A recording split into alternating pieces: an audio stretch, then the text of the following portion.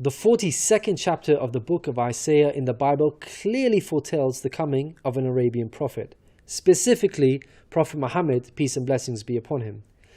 Isaiah describes itself as a prophecy about the future. The former things have taken place, and new things I declare.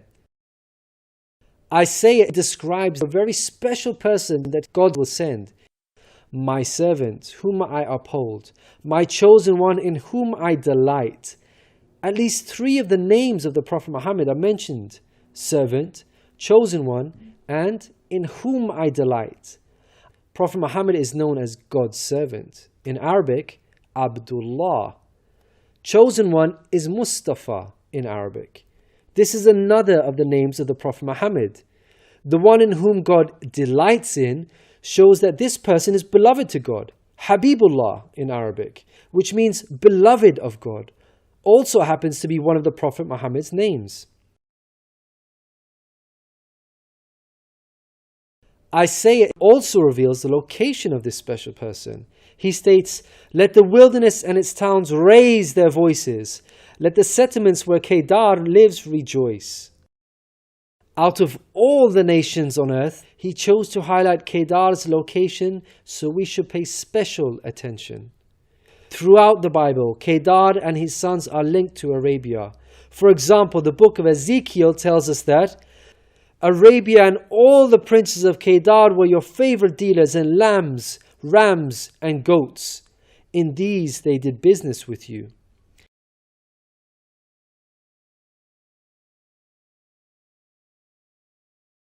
Isaiah goes on to narrow the location down further to a specific city within Arabia. He states that the people of Selah should sing for joy. Let them shout from the mountaintops. The place Selah pinpoints the exact location in Arabia. The place being spoken of is the city of Medina in Saudi Arabia, because Selah is the name of a famous mountain in Medina. Medina was the city of the Prophet Muhammad.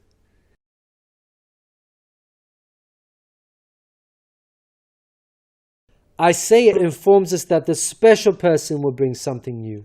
Mankind is told that we will sing to the Lord a new song, His praise from the ends of the earth.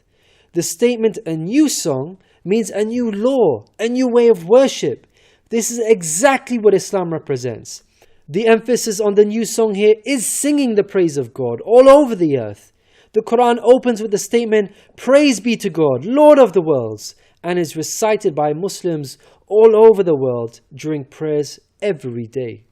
The new song cannot refer to Jesus. Jesus obeyed and followed the law of Moses throughout his life. Jesus didn't sing a new song. He sang the same song of Moses, the Torah. Moreover, the disciples of Jesus also followed the law of Moses, even after Jesus departed.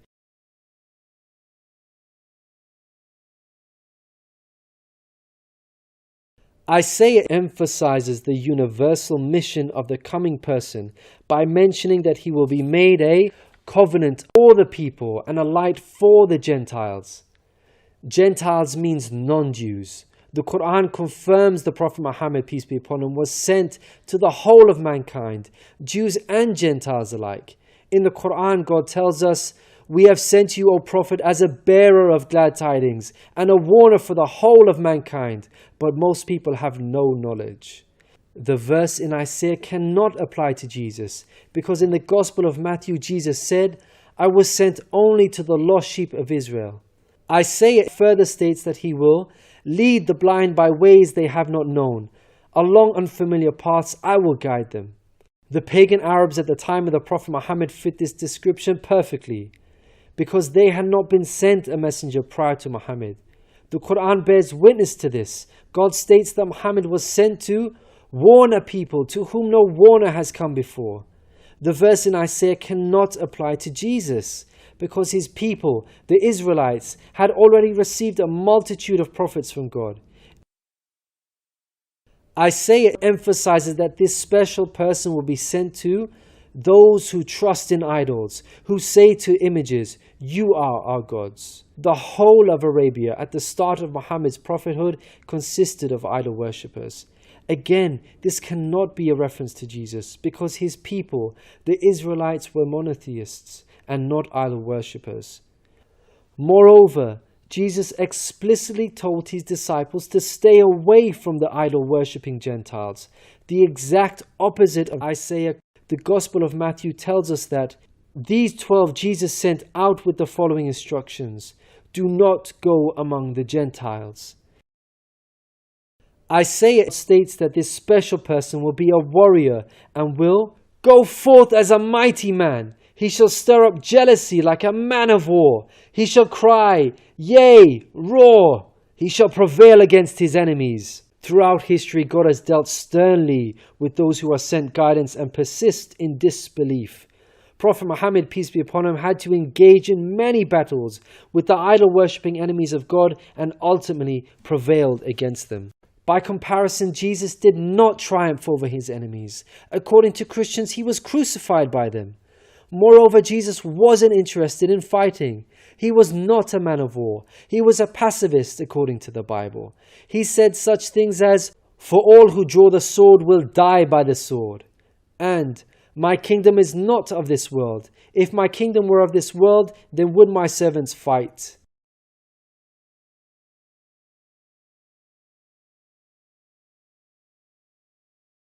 Isaiah gives us a list of momentous achievements for this special person. Chief of these is that the idol worshippers will be turned back in utter shame. Not only did the Prophet Muhammad conquer Mecca, the pagan capital of Arabia, but by the end of his life, in just 23 short years of prophethood, Arabia had shunned idol worship and now worshipped the one true God of Abraham. This cannot apply to Jesus, as it was Christians themselves who were humiliated and greatly ashamed for hundreds of years after Jesus. They were persecuted at the hands of the Roman Empire, who were idol worshippers. They executed some of the apostles of Jesus, such as Peter and Paul. Christians were tortured and even fed to the lions. Finally, Isaiah closes with an admonishment. "Hear, you deaf. Look, you blind, and see. You have seen many things, but you pay no attention. Your ears are open, but you do not listen. Which of you will listen to this or pay close attention in time to come?" It seems clear that the deaf and blind are those who reject Prophet Muhammad, peace be upon him. Who among you will heed God by acknowledging him? Who will listen and pay close attention in time to come? الذين يتبعون الرسول النبي الأمي الذي يجدونه مكتوبا عندهم في التوراة والإنجيل يأمرهم بالمعروف